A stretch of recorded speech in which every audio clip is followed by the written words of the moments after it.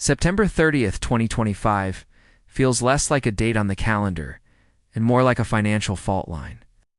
6 months earlier than expected, the $7,500 federal EV tax credit disappeared. It didn't taper off gently or fade into irrelevance. Abruptly, and the shock rippled through every dealership, every household budget, every monthly payment calculation. At the same time, the average price of a new car in America pushed past $49,000. A number that would have sounded absurd a decade ago, but now barely raises eyebrows. Insurance premiums climbed 29% in just 2 years, quietly draining checking accounts with every renewal notice. In California, regular gas crept up to $4.50 per gallon, turning every commute into a reminder that mobility itself has become a luxury. Against this backdrop, the math of car ownership no longer works the way people assume it does. Think back to that 2019 Honda Accord. You paid $26,000 for it, maybe felt responsible, maybe even proud of the decision. Today, it's worth about $15,000 on the open market. That's $11,000 gone in depreciation alone. On top of that, you've burned roughly $8,400 in gasoline and routine repairs just to keep it moving. Oil changes, brake jobs, fluids, tires, small fixes that never feel catastrophic but add up relentlessly. If you're over 55, the numbers are even more sobering. The average American in that age group spends about $9,400 every single year on car ownership. Over a decade, that's $94,000 poured into an asset that does nothing but lose value over time. A 2018 Civic purchased for $28,000 now sits at around $14,000 in resale value. Half your investment evaporated in 6 years. No scandal, no lemon, no bad luck. Just the normal mechanics of owning a gas car in modern America. This is the environment Tesla was staring at when it made a decision that many people still misunderstand. The Model 2 was not built to save the planet. It was not designed as a feel-good environmental statement or a halo product for climate-conscious buyers. It was built to survive. When subsidies vanished, Tesla needed a vehicle that could stand on its own, naked to the market, cheaper than anything else credible without relying on government support. To do that, they had to make compromises, and not small ones. If you don't understand exactly what was cut and why, you could find yourself paying $12,749 for a car that quietly racks up $6,000 in repair exposure by year 3. It's not because it's unreliable, but because ownership expectations were misaligned from the start. There are 7 major trade-offs that make this price possible. 3 of them should genuinely terrify anyone planning to keep this car past 2030. And if you're over 55, trade-off number 4 may determine whether this is the last car you ever buy or the most expensive mistake of the decade. That's why it matters to look past the headline price and into the uncomfortable details, because buried in the fine print, especially in Tesla's warranty language, are conditions that can quietly void coverage if you don't know what you're agreeing to. At the center of the conversation is the battery and range story, and this is where things get both impressive and unsettling.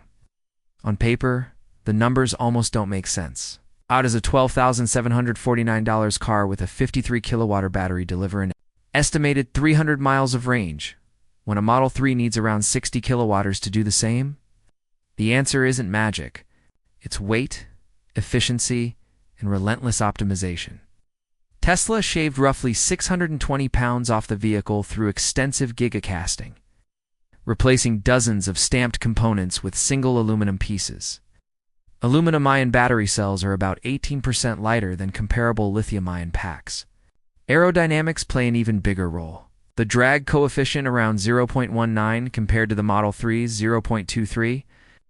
The Model 2 slices through air with significantly less resistance. It's cutting overall energy consumption by about 12% on a 300-mile trip. That efficiency gap isn't theoretical. It's the difference between arriving at your destination with 8% battery remaining or 22%. That margin changes how you plan trips, how anxious you feel behind the wheel, and how often you have to stop. Tesla's thermal management system pushes this further. It doesn't just react to temperature, it anticipates it. The car learns your patterns. If you typically leave at 7:15 a.m. and the outside temperature is 38 degrees Fahrenheit. The system begins warming the battery around 6:50 a.m., using stored energy while still plugged in. On cold mornings, that alone can add 8 to 12 miles of usable range before you even leave the driveway. Regenerative braking captures about 22% of kinetic energy, compared to roughly 18% in older Model 3 variants, quietly stretching efficiency in city driving. But reality always intrudes. Those 300-mile EPA numbers collapse to around 210 miles in a Minnesota winter at 15 degrees Fahrenheit. Every EV does this. Severe cold can cut range by 25 to 30%, regardless of brand. If you park outside in weather and drive 150 miles a day, the Model 2 simply isn't enough. In that scenario, you need a Model 3 long range with its 82 kilowatt pack. This is not a flaw, it's physics. The uncomfortable part is that many buyers will ignore this. It's reality until the first brutal winter exposes it. What makes this riskier is that the Model 2 represents the first true mass production run of aluminum-ion battery cells. Coming out of Tesla's Nevada facility, in lab testing, these cells have demonstrated up to 20,000 charge cycles, which theoretically translates to 600,000 miles before dropping to 90% capacity. On paper, that's extraordinary. When practice, we won't have real-world validation until around 2033. Tesla's warranty covers the battery for 8 years or 120,000 miles. If you plan to drive this car 250,000 miles over 15 years, you are effectively beta testing the technology with your own money. For owners planning 5 to 7 years of use, the risk is minimal. Beyond that, you're stepping into unknown territory. Then there are the doors. One of the most misunderstood features on the car? Butterfly doors sound like a gimmick until you look at the problem they're solving. Urban parking garages routinely squeeze 8-foot wide spaces next to SUVs that stretch 6.5 feet wide. Conventional doors need 18 to 24 inches of clearance to open comfortably. Butterfly doors need about 11 inches. That difference matters when you're wedged between concrete pillars and oversized trucks. Tesla didn't stop at spatial efficiency. They studied 847 subjects aged 58 to 74, focusing on how people actually get in and out of cars. Conventional doors require a 35 to 40 degree torso twist while lifting your leg over the sill. For anyone with arthritis, knee issues, or a history of hip surgery, that motion triggers pain. Butterfly doors reduce required rotation to about 12 to 15 degrees. That's not a luxury feature. It's accessibility. Unlike the Model X's Falcon Wing doors, which are engineering marvels and financial nightmares, the Model 2's doors are brutally simple. Falcon Wings use 12 motors and 6 sensors per door. With repair costs ranging from $2,800 to $4,500. The Model 2 uses a single mechanical hinge and gas struts. No motors, no sensors. Replacing a strut takes about 20 minutes and costs roughly $120, compared to $3,200 repairs on a Model X. Each door weighs about 26 pounds and requires only 8 to 12 pounds of force to open. During testing, a 68-year-old tester described them as easier to use than a Camry, with the added benefit of not slamming into the neighboring car.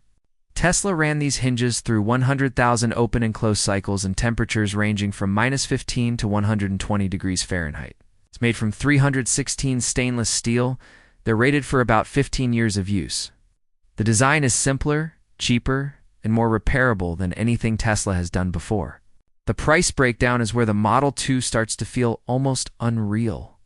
The base rear-wheel drive version comes in at $12,749, a long-range version pushing about 350 miles adds $2,400.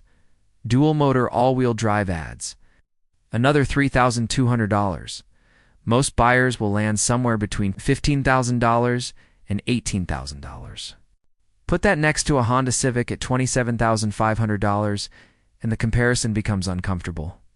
For traditional automakers, at $4.50 per gallon, a 35 mpg Civic burns about $1,540 in fuel each year, Add roughly $450 in annual maintenance.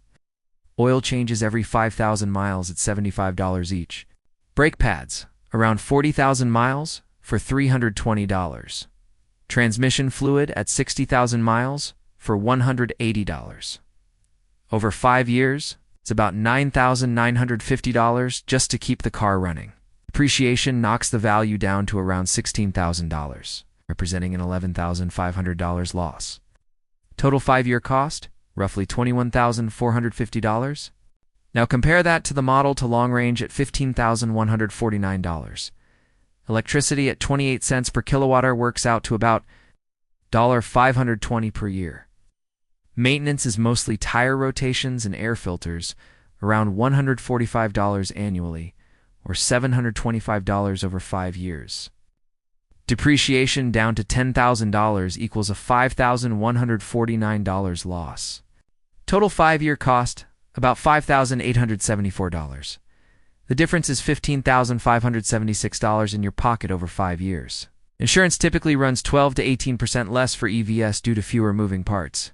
If you're paying $1,400 annually for Civic insurance, expect around $1,150. $1,230 for the Model 2, saving another $1,500 over 5 years. That brings total savings to about $16,626 in 5 years, and potentially $30,000 to $35,000 over a decade. That's a down payment on a house or 2 years of retirement income. So how did Tesla hit $12,749? By cutting everything that doesn't move the car forward or keep you safe? There's no panoramic glass roof. Steel costs about $180 compared to $850 for glass. And it actually improves insulation by about 22%, extending range by 2 to 4%. There's no LED light bar across the rear. Conventional taillights cost $85 instead of $320. The front LEDs are simplified, costing $240 instead of $720 for ADA,